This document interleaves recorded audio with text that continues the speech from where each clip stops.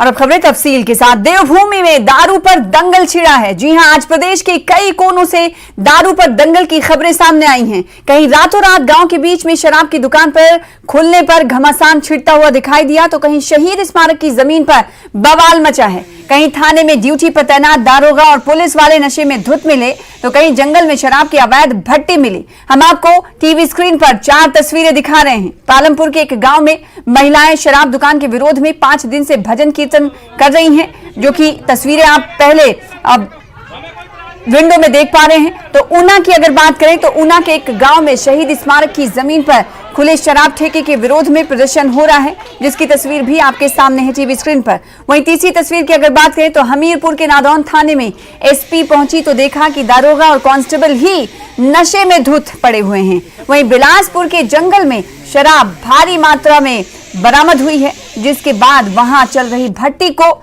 नष्ट किया गया। तो ये 4 तस्वीरें हैं देवभूमि से, जहां पर दारू पर दंगल देखने को मिला। शराब के ठेके पर हुड़दंग और मारपीट की बात आम है, लेकिन कांगड़ा के पालमपुर में शराब के एक ठेके पर भजन कीर्तन सुनाई दे रहा है। वो भी एक दिन से नहीं बल्कि 5 दिनों से। ये भजन गांव में शराब दुकान खोले जाने के विरोध में हो रहा है। देखिए रिपोर्ट। पालमपुर में शराब के ठेके पर भजन कीर्तन।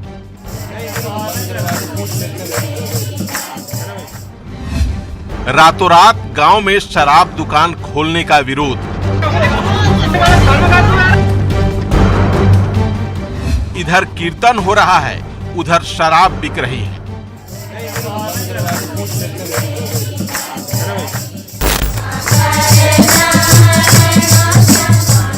देवभूमि में ये भजन कीर्तन दारू के एक ठेके पर हो रहा है।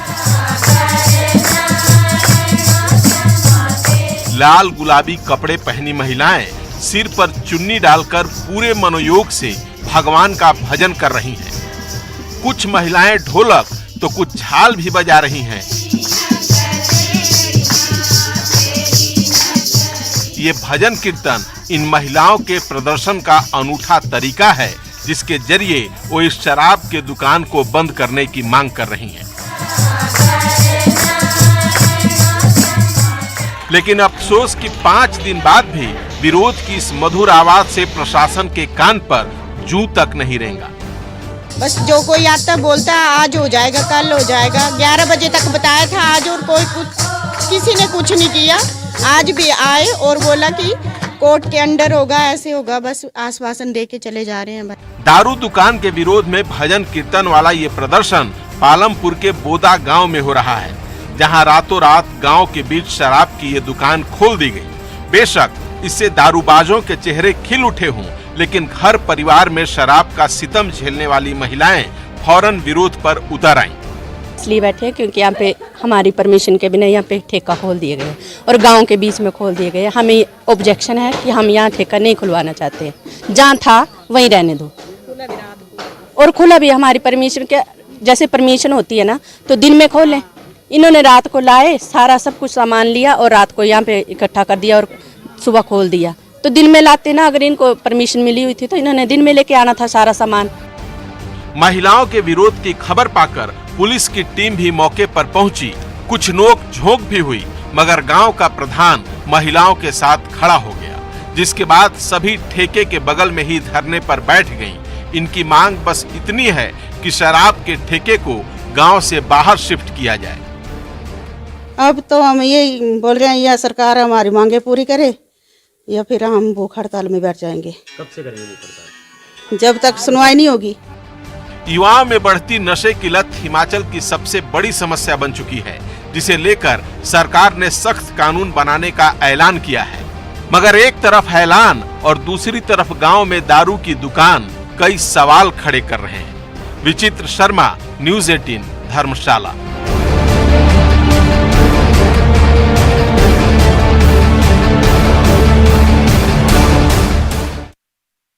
ऊना में भी शराब दुकान को लेकर हैरान करने वाला मामला सामने आया है। यहां के एक गांव में जो जमीन एक शहीद स्मारक बनाने के लिए चिन्हित की गई थी, वहां शराब की दुकान खोल दी गई, जिसके विरोध में उतरे शहीद के पिता और पंचायत प्रतिनिधियों ने डीसी ऑफिस पहुंचकर प्रदर्शन किया। बंद करो, बंद करो, बंद करो,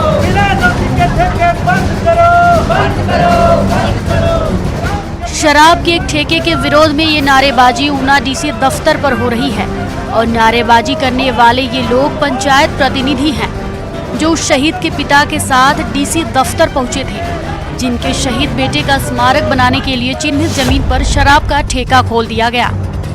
जहाँ शहीद का गेट बनना था वहाँ पर ठेका खोल दिया है, ठीक है ना। और उधर प्याऊ जाल है हमारा, है जो कि मेरे पास उसकी फोटो भी है। और उधर हमने कूलर अपना लगा रखा है। उधर बेटियां स्कूल की आती जाती पानी पीती है और उसी गेट के अंदर शराब का ठेका खोल रखा है। ये उन्हीं शहीद हवलदार सुरेंद्र सिंह की तस्वीर है जो ऊना शहर से सटे नंगल सलांगड़ी गांव के रहने वाले थे। साल 2023 में उड़ीसा में एक नक्सली हमले में उनकी शहादत के बाद सरकार ने गांव में उनके नाम पर स्मारक और द्वार बनाने का ऐलान किया था, मगर जिस जगह पर निर्माण होना था वहां शराब की ये दुकान खोल दी गई है जहां लोगों को देसी विदेशी शराब के साथ ठंडी बियर भी बेची जा रही है। शहीद के अपमान के साथ ही शराब की ये दुकान गांव वालों के लिए मुसीबत बन चुकी है। जो औरतें हैं वो सभी वहीं पे बस पकड़ते हैं, बस स्टैंड भी है, कॉमन प्लेस है वो, तो ऐसे में हमें बहुत दिक्कत हो रही है। बहुत सारे लोग जो है वो उसी रास्ते से गुजरते हैं, हमारी एंट्री भी उसी गांव में जो होती है उसी रास्ते से होती है। तो हम चाहते हैं, हम डीसी साहब से हमारी आग्रह रहेगा कि हम उन्हें जल्दी से जल्दी बंद करवाएं। पत्र आपके समक्ष डीसी साहब के समक्ष लेकर आए हैं, इसमें पूरे गांव के लोगों के साइन हैं। आखिर जब जो लोगों को चीज पसंद नहीं, सरकार उसको क्यों खोलने के ऊपर बिना एनओसी के परमिशन कैसे मिल सकती? पंचायत प्रधान सहित ग्रामीणों की तरफ से फिलहाल डीसी को ये ठेका हटाने का लिखित ज्ञापन सौंपा गया है, जिन्होंने ये चेतावनी दी है कि अगर ठेका बंद नहीं हुआ तो फिर उग्र आंदोलन होगा। अमित शर्मा, न्यूज़ 18 ऊना।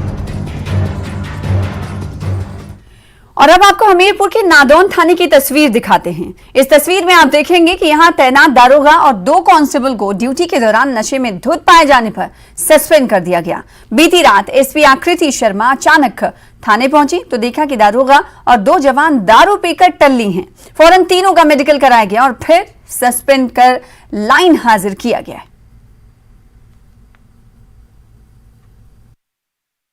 हमीरपुर जिला के नदौन थाने में एक अजीब घटना सामने आई जिसमें एसपी आकृति शर्मा के द्वारा जब गत रात को नदौन थाना का निरीक्षण किया गया तो वहां पे थाना के जो एसएचओ हैं और उसके साथ 2 हेड कांस्टेबल वो नशे में धुत पाए गए थे। ऐसे में एसपी आकृति शर्मा के द्वारा उन तीनों का ही रात के समय मेडिकल करवाया गया है और मेडिकल में नशे में संलिप्त पाए गए हैं।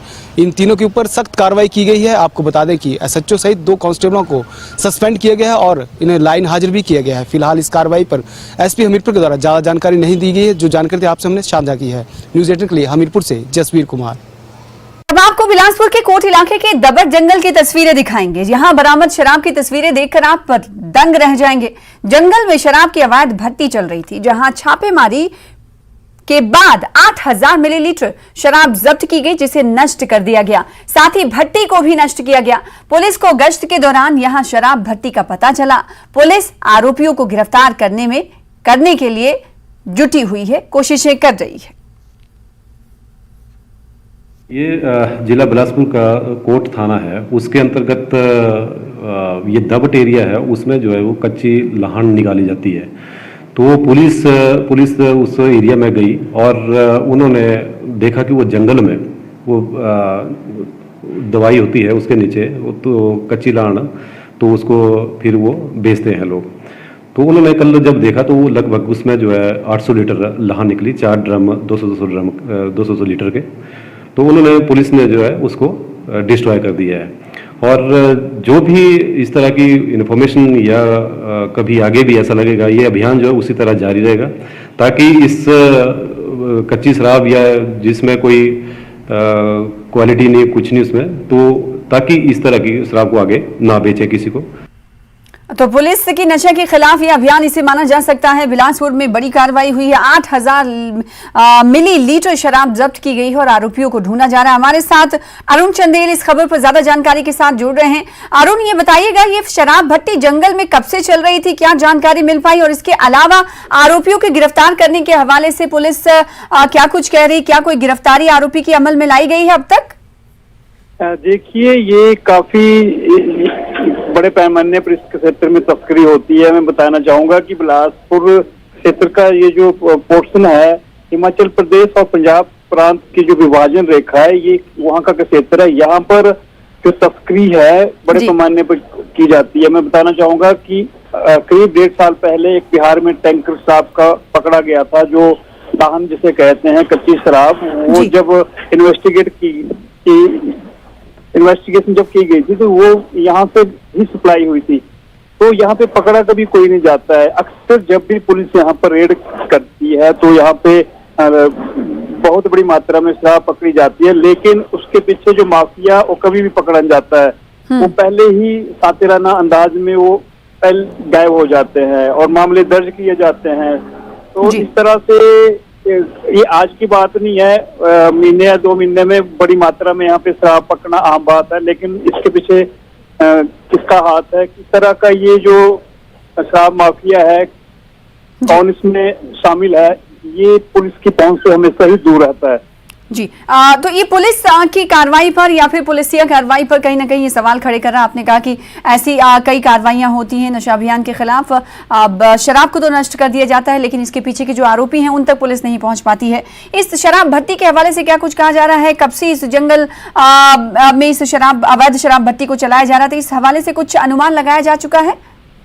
देखिए, इस तरह का कोई भी अनुमान नहीं है, कोई भी पुख्ता इस तरह की जानकारी नहीं है कि कब से ये शराब भट्टी लगी है। हाँ, यहाँ पे जो पंजाब और हिमाचल की जो बाउंड्री है, यहाँ पे जो अपराधी है वो दूसरी ओर चले जाते हैं। अगर वहाँ की पुलिस रेड करती है तो इसलिए ये एक ज्वाइंट टीम बनाई गई थी, जिसमें कि पंजाब जिला के रोपड़ डिस्ट्रिक्ट पुलिस और बिलासपुर पुलिस से ये ज्वाइंट ऑपरेशन भी करती है, जिसमें कि सर्च ऑपरेशन किए जाते हैं। काफी बड़े पैमाने पे यहाँ पे जो अवैध शराब या विभिन्न तरह के जो नशे यहाँ से सप्लाई किए जाते हैं। तो ये एक काफी पुलिस तो नशे के खिलाफ अभियान चलाती है जोरों शोर से, हम ये देखते हैं। और आपने भी कहा, और जो जीता जागता सबूत ये है कि जो ये शराब अवैध शराब नष्ट की गई है उसे हम टीवी स्क्रीन पर अपने दर्शकों को भी दिखा रहे हैं। लेकिन अरुण, क्या आखिर इसके पीछे की वजह है कि पुलिस आरोपियों तक नहीं पहुंच पाती है? आखिर कोई गिरफ्त में क्यों नहीं आता? क्योंकि जम्मू कश्मीर की अगर हम बात करें, वहां ड्रग पेडलर्स ऐसे हैं कि पुलिस के हाथों से निकल ही नहीं सकते, आए दिन उनकी गिरफ्तारी होती है। आखिर हिमाचल प्रदेश पुलिस आखिर क्यों इस मुहिम में और इन आरोपियों तक पहुंचने में नाकाम रहती है? क्या वजह है इसकी? ये जो क्षेत्र है ये संवेदनशील श्रेणी में आता है, क्योंकि पंजाब प्रांत की यहाँ पे साथ में ही जो बाउंड्री आरंभ होती है। तो ये दोनों स्टेटों की जो पुलिस है वो ज्वाइंट ऑपरेशन करती है, तब जाके कई बार यहाँ पे सफलता मिल पाती है। लेकिन जो भट्टियां मिलना ये आम बात है यहाँ पे बड़ी मात्रा में। इससे पूर्व भी कई इस तरह के मामले प्रकाश में आए हैं, लेकिन जिसमें भी पकड़ा कोई नहीं जा सका है, क्योंकि ये इतने गुप्त रूप से ये काम करते हैं। जो ये तस्कर जो माफिया है, इनको पहले ही भनक लग जाती है कि आज पुलिस की रेड होने वाली है, तो वहां पे कोई भी नहीं पाया जाता है। बिल्कुल, तो संवेदनशील इलाका, अरुण चंदेल हमारे साथ संवाददाता बिलासपुर से जुड़कर कह रहे हैं कि पूरा इलाका संवेदनशील है और इसलिए पुलिस के हत्थे ये तमाम माफिया, ये तमाम शराब कारोबारी नहीं चढ़ते हैं। तो सवाल ये उठता है कि संवेदनशील इलाके में तो और ज्यादा पुलिस की नफरी तैनात होती है और उस पर पुलिस की ज्यादा नजर होती है, तो आखिर पुलिस की नजरों से ये ओझल क्यों हो जाते हैं? बहुत शुक्रिया अरुण हमारे साथ जुड़ने के लिए, इस खबर पर ज्यादा जानकारी देने के लिए। पूर्व में भी हमने देखा है कि कच्ची शराब हो या देशी शराब हो, उससे हजारों की, सैकड़ों की मौतें होती हैं। ऐसे में प्रशासन को इस तरफ देखने और इस तरफ ध्यान देने की जरूरत है। वहीं इस मामले के साथ साथ जगह जगह शराब दुकान को लेकर मचे बवाल पर, हंगामे पर मंत्री रोहित ठाकुर ने कहा है कि दोषियों के खिलाफ सख्त कार्रवाई होगी। पालमपुर में एक जगह है जहां पर महिलाएं पिछले 5 दिनों से धरना दे रही हैं, कोई ठेका खुला है। और हमीरपुर से खबर आई कि 2 पुलिसकर्मी जो है वो नशे में धुत पाए गए, उन्हें सस्पेंड किया गया। ऊना से भी एक खबर है कि किस तरह से शहीद के नाम पर कुछ बनना था जमीन थी, वहां पर ठेका खोल दिया। क्या कहना चाहेंगे? कोई दोहरी बातें लग रही है। जहां तक तो मैं समझता हूँ नशे से संबंधित और विशेषकर जो हमारी ये केमिकल ड्रग्स वगैरह के बारे में बात करूंगा, चलो जो तो शराब से रिलेटेड बात है उसके बारे में अलग से बात बताऊंगा आपको। लेकिन जहां तक तो आपका ये केमिकल ड्रग्स से संबंधित बातें हैं, विशेषकर अगर हम चिट्टे की बात करें, गांजे की बात करें, इसको लेके तो एक जीरो टॉलरेंस की नीति के साथ सरकार हमारी आगे बढ़ रही है। और आपने देखा होगा, अगर मैं जिला शिमला के आंकड़े आपके समक्ष रखूं, क्योंकि जिला शिमला में इस तरह की सर्वाधिक आपके मैं समझता हूँ आंकड़े भी आपके सामने आए थे। हमारी सर्वाधिक मैं समझता हूँ जो इस पर कार्रवाई हुई है डिस्ट्रिक्ट शिमला में हुई है, चाहे कोई भी हो उसके खिलाफ एक्शन लिया जाएगा। और जहां तक तो आपने जो और जिलों की बातें भी लाई है, मैं कंसर्निंग ऑफिशियल्स के संज्ञान में इन बातों को लाऊंगा और आगे हम बढ़ेंगे, है ना जी। आगे बढ़ेंगे। राज्यपाल शिव प्रताप शुक्ल बुधवार को एक दिवसीय सोलन दौरे पर पहुंचे, जहां उन्होंने डॉक्टर यशवंत सिंह परमार औद्योगिकी एवं वानिकी विश्वविद्यालय नौड़ी में आयोजित 4 दिवसीय इंटर कॉलेज खेलकूद प्रतियोगिता का शुभारंभ किया। शुभारंभ के दौरान राज्यपाल ने कहा कि देवभूमि में नशे के अवैध धंधे के लिए कोई स्थान नहीं होना चाहिए और नशे के खिलाफ पूरे समाज को मिलकर कार्य करना होगा। कि समाज के सभी लोगों को और प्रत्येक घर के लोगों को अपने घर से नशा को निकाल करके बाहर करना चाहिए, ताकि देवभूमि हिमाचल की पवित्रता बनी रहे। यह बहुत ही महत्वपूर्ण है। और जो खेल कूद की प्रतियोगिता हो रही है, अगर ये सफल रही, इसमें लोग भाग लेते रहे, तो मुझे लगता है कि नशा से भी दूर रहेंगे और हिमाचल की पवित्रता को बनाए रखेंगे। शिमला नगर निगम चुनाव की गर्मी अपने शबाब पर है। आज से सुखविंदर सिंह सुक्खू के मंत्री और सीपीएस भी प्रचार में उतरे हैं। मंत्री रोहित ठाकुर और अनिरुद्ध सिंह चुनाव प्रचार में उतरे। उनके साथ सीपीएस मोहन लाल ब्राक्टा भी चुनाव प्रचार करते हुए दिखे। तीनों ने शिमला के लोअर ढली वार्ड में कांग्रेस के उम्मीदवार विशाखा चौहान के लिए प्रचार किया। इस दौरान मंत्रियों ने बीजेपी पर जमकर निशाना साधा। मंत्री अनिरुद्ध सिंह ने दावा किया कि कांग्रेस शिमला की 34 में से 32 वार्ड में जीत दर्ज करेगी। तो वहीं मंत्री रोहित ठाकुर ने कहा कि बीजेपी ये जान चुकी है कि वो वार्ड का चुनाव भी हार रही है, इसीलिए उसके प्रदेश अध्यक्ष राजीव बिंदल ने प्रदेश अध्यक्ष बनने के बाद कहा कि मैं सिर्फ पहले से तय 8 वार्डों की जिम्मेदारी लूंगा, बाकी की जिम्मेदारी जयराम ठाकुर और सुरेश कश्यप की है। यही बताता है, उन्होंने कहा कि बीजेपी चुनाव हार रही है।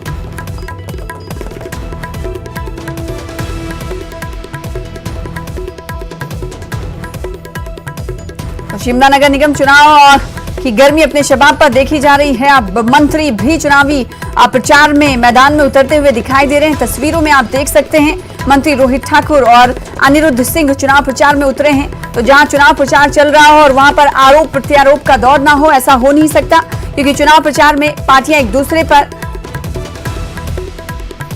हमलावर होती हैं। और ऐसा ही माहौल शिमला नगर निगम चुनाव को लेकर बनता हुआ दिखाई दे रहा है, जहां वादे किए जा रहे हैं, तो साथ ही साथ पिछली नगर निगम शिमला नगर निगम चुनाव पर काबिज रही।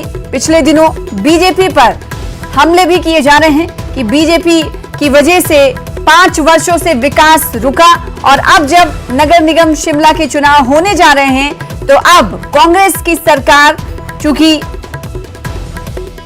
राज्य में है, तो ऐसे में कांग्रेस सरकार जीत दर्ज करेगी और शिमला नगर निगम चुनाव में भी हैट्रिक लगाएगी। बिंदल जो अध्यक्ष बने हैं भाजपा के, वो ये कह रहे हैं कि जो घोषणा पत्र आपने जारी किया है, वो कह रहे हैं कि गारंटियां तो पूरी नहीं की कांग्रेस ने, तौबा कर ली, इसलिए कोई गारंटी नहीं दी चुनाव। तो जवाब आपसे लेना चाहिए। देखिए, बड़े सोच विचार के जो है घोषणा पत्र जो है तैयार किया है। हर गांव की समस्या, हर पंचायत की समस्या अलग होती है। इसी तरह कॉर्पोरेशन वार्ड में भी हर एरिया की समस्या अलग होती है। अगर ये इतने शुभचिंतक होते तो ये अपना घोषणा पत्र 2 पेज का नाम, सिर्फ केवल मात्र 2 पेज का नाम लाते। रोहित जी, जहां तक तो आपने बिंदल जी की बात कही है, वो तो खुद पल्ला झाड़ रहे हैं। जब उनसे पूछा गया कि कॉर्पोरेशन के इलेक्शन को लेकर आपकी क्या रणनीति होगी, उन्होंने स्वयं यह बात बोली कि सारी रणनीति जयराम ठाकुर जी ने और सुरेश कश्यप जी ने तय की है, और मैं तो मात्र 8 वार्डों तक सीमित रहूंगा। और मैं समझता हूं जनता इन बातों को जानती है और निश्चित रूप से कांग्रेस पार्टी सत्ता में आएगी। ब्राक्टा जी, शिमला नगर निगम चुनाव में पानी का मुद्दा उबाल मार रहा है। दोनों पार्टियों ने अपने अपने घोषणा पत्र में पानी को लेकर बड़े वादे किए हैं, और अब चुनाव प्रचार में भी बड़े बड़े नेता उतरकर पानी पानी का शोर करते सुनाई दे रहे हैं। शिमला नगर निगम चुनाव में पानी पानी।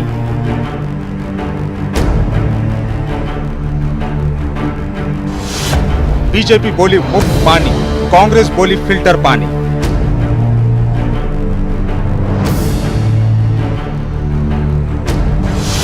घोषणा पत्र में पानी, नेताओं की जुबान पर पानी।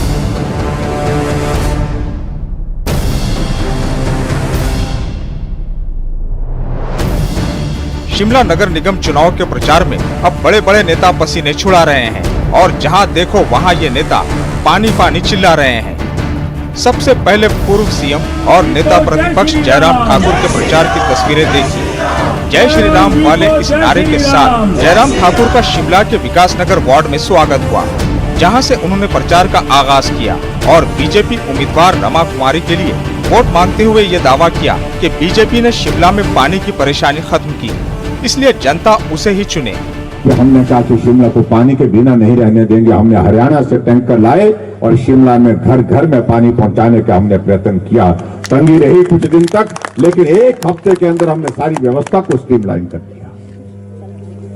और उसी दिन हमने वादा किया कि शिमला में पानी का संकट आने वाले समय में अगले साल नहीं होना चाहिए, गर्मी के सीजन में नहीं होना चाहिए। देश की राजधानी रही है, शिमला में पानी नहीं है और इस वजह से शिमला पूरे देश दुनिया में बदनाम हो, ये बर्दाश्त करने की बात नहीं होगी।